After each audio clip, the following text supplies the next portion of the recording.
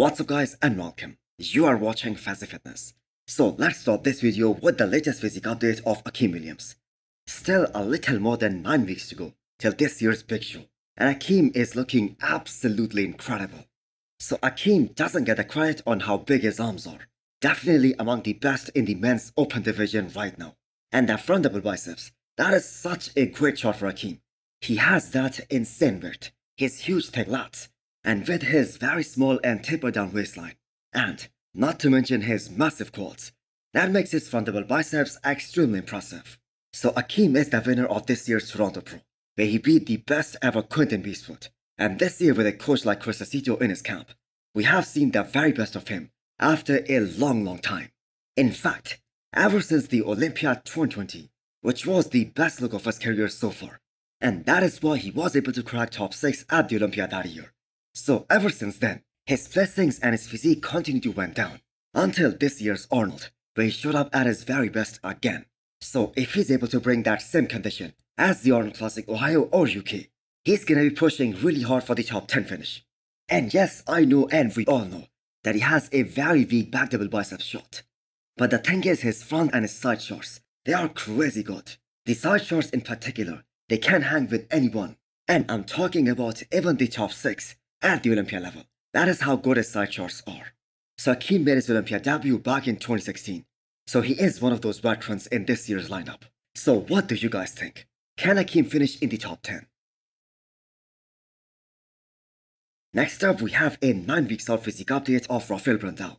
So Rafael Brandao is in that list of those guys who are going to be competing at this year's Mr. Olympia for the very first time after becoming a father. So Chris Bumstead and Derek Lansford are the other two big names. So Brandao is one of the most aesthetic physique in the men's open lineup right now. In fact, he is one of the most aesthetic physique across all the divisions right now in the bodybuilding world.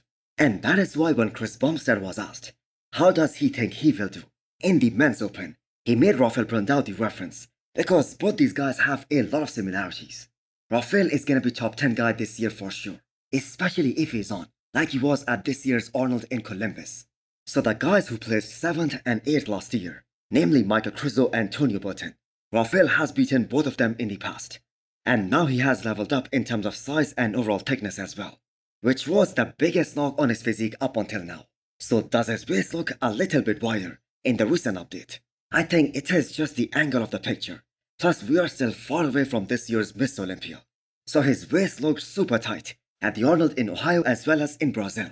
And I don't think that is something the fans should be worrying about, because not compromising on his aesthetics, while getting bigger little by little every year, that has been the biggest priority for Rafael, and so far it has worked superbly.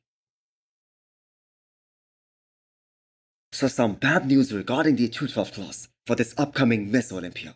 Oleh, the winner of this year's New York Pro, he's out of this year's Miss Olympia because of an accident that happened in the gym while he was doing squats. So this news has been confirmed by AJ Kelly, who personally spoke to his coach.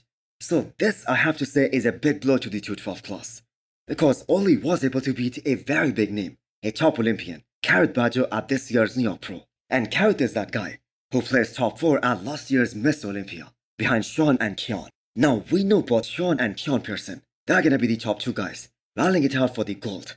But we know it's bodybuilding, and anything can happen on the day of the show. Someone can show up at their all-time best and just shock the entire bodybuilding world. And Oleh can always be a solid threat, because he has a tons of density and maturity after years and years of training. And the look that Oleh brought at this year's New York Pro, that was the best look of his entire career. So last year he placed 6th at the Olympia, but the improvements that he was bringing this year, he was aiming for a much higher spot. So wish him a speedy recovery, and hopefully he can come back better than ever next year. Next up, we have an update from Samson Dauda. So not exactly a physique update, but most of you guys who have been following Samson Dauda for years, you know he always speaks to his audience, his fans, letting them know how he is feeling at that particular point of the prep. Getting my blood work done this weekend, because it's something that we're going to be doing regularly through the prep now. We did it at the start of prep.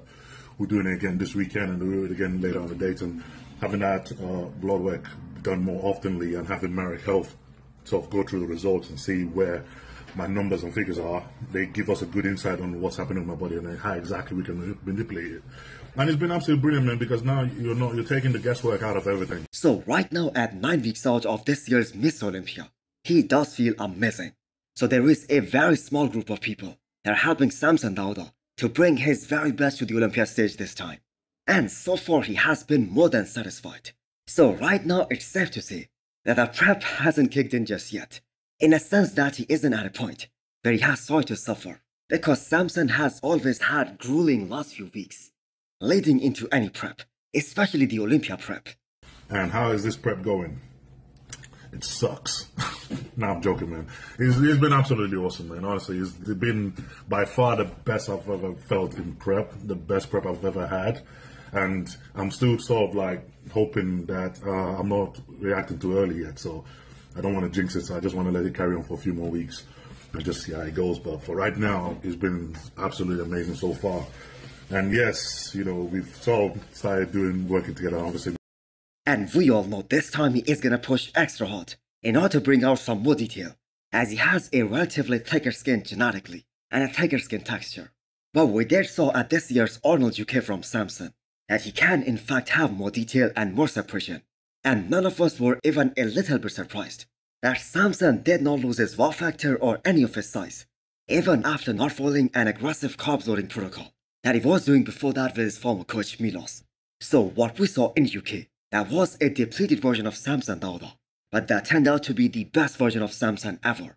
So I have to say Samson has got sort of a chip on his shoulder, and the man has been putting in the work to get rid of that and to be the best in the world. So his back has also been improving a lot, which is gonna be the biggest game changer in his physique this year at the Olympia level. So if the man is shredded, he is gonna be fighting for the top spot. And almost every bodybuilding fan out there believes that if Samson can bring that conditioning, he's gonna be fighting for the Olympia title. So do let me know what you guys think. What are the chances of Samson Dauda winning this year's big show? Next up, we have an update from Sergio Oleh Jr. So is he gonna make his comeback at the Arnold 225? Well, that is a possibility, because the thing is, it's now or never for Sergio.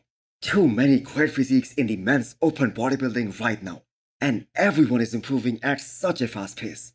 So Sergio was supposed to compete this year, but he had an injury that definitely put him back a few months. So the man is still looking big in his recent updates, in his recent training videos.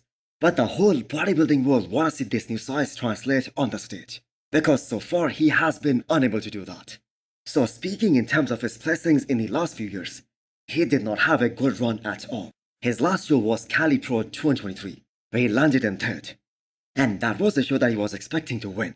So since that show, Sergio has been working with Neil Hill, but unfortunately he did not have a chance to do a prep with Neil Hill just yet. So we all loved that time when he was out there training with Dorian Yates. And that was in Spain. And now he's in Vegas training on his own. So the question is, will he ever step back on the Olympia stage again? Well, I have to say, as of right now, we do not know. We do, however, know that this is the time for Sergio to make his return, because this is a great time in bodybuilding for the IB pros, because the shows are giving out big money, and things are gonna get even better in 2025. So hit the thumbs up button if you liked the video, and smash the subscribe button if you wanna come back for more. Thanks for watching.